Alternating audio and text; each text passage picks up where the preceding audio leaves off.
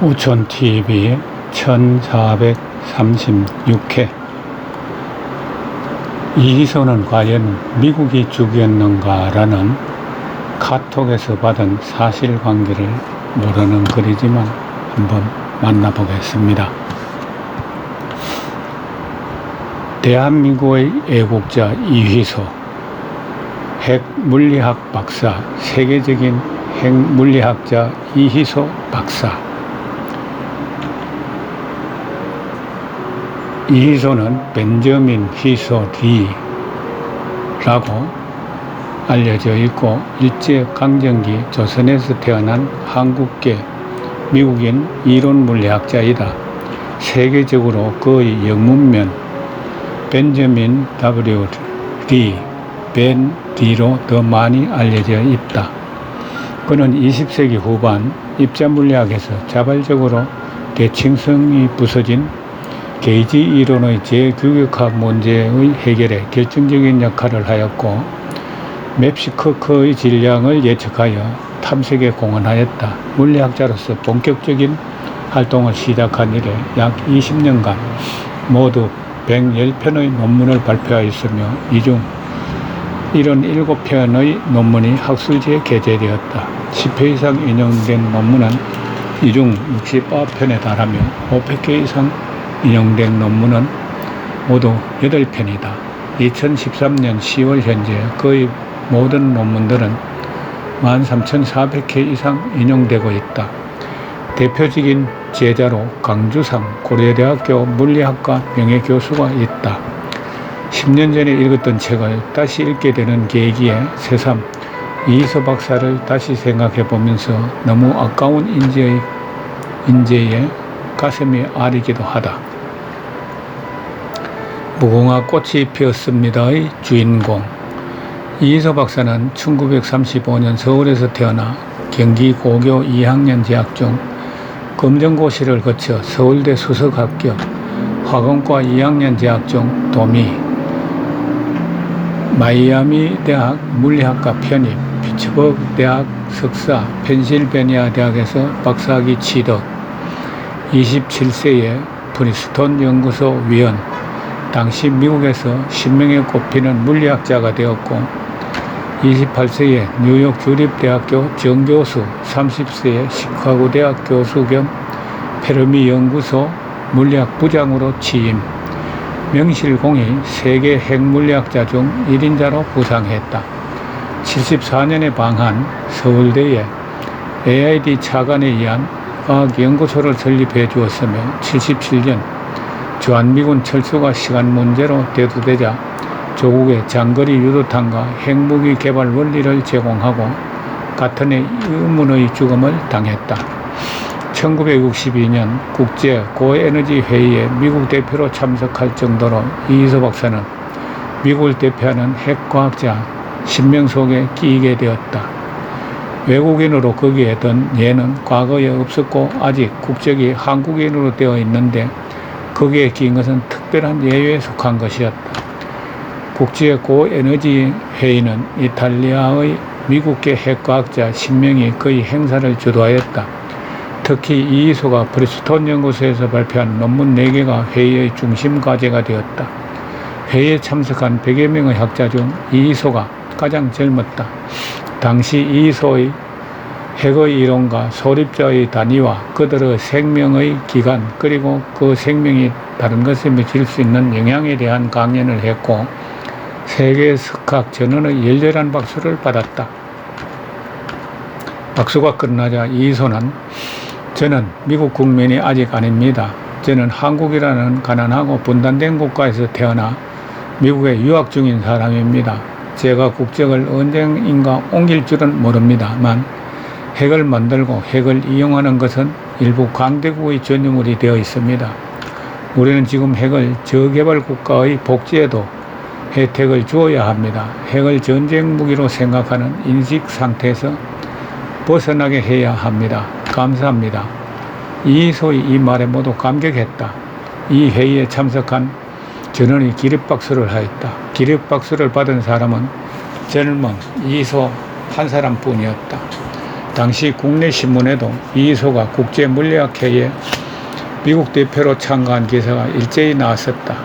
펜실베니아 대학에서 보는 박사학위 시험 결과도 전체 평균 93점이었고 차점 합격자의 평균 72점을 계산한다면 엄청난 차이이다. 펜실베니아 대학 역시 역사 이래 처음 있는 일이었고 더구나 물리과 지망생 중 미국 전 대학 역사에서도 없는 점수라고 말한다.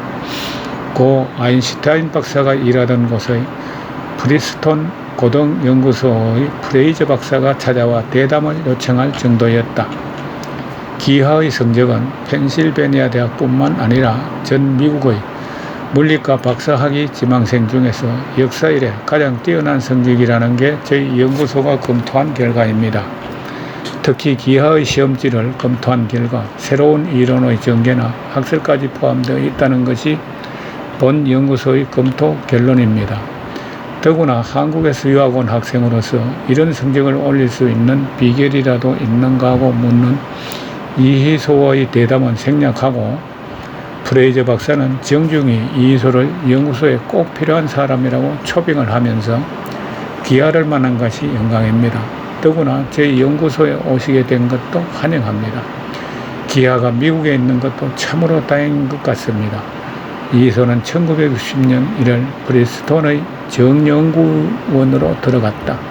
특히 이희소의 담당 교수인 크라인 교수가 기뻐해 주었다. 세계 석학의 직결지인 프리스톤 연구소에 30세도 안 된 사람이 25세의 당시 나이로 정회원이 된 것은 처음 있는 일이었다. 박 대통령과 이희소 핵을 개발하기 위해서는 우리나라에 꼭 필요했던 이희소 박사. 박 대통령이 보낸 편지. 이희소 박사님, 안녕하십니까? 박사님을 배운 지 벌써 4년이 되었습니다. 그동안 박사님의 소식은 이곳에서도 자주 듣고 있습니다. 그리고 박사님께서 본인이 선포한 유신에 반대한 것 때문에 제대로 많은 고민도 했습니다. 본인은 언제까지 대통령직에 있지는 않을 것입니다. 이제 본인이 대통령직을 그만두느냐 계속하느냐 하는 것은 모든 것은 국방에 달렸다고 사료됩니다. 지금 나라는 어지럽고 국방은 허술하고 언제 공산화가 될지도 모르는 상황에서 대통령직을 내놓을 수도 없게 되었습니다. 이 박사도 아시다시피 우리 정부에는 한마디의 상의도 없이 이미 미군 철수가 시작되었습니다. 미사일 부대는 이미 철수를 끝낸 단계이고 지상군 17,000명이 철수를 시작했습니다.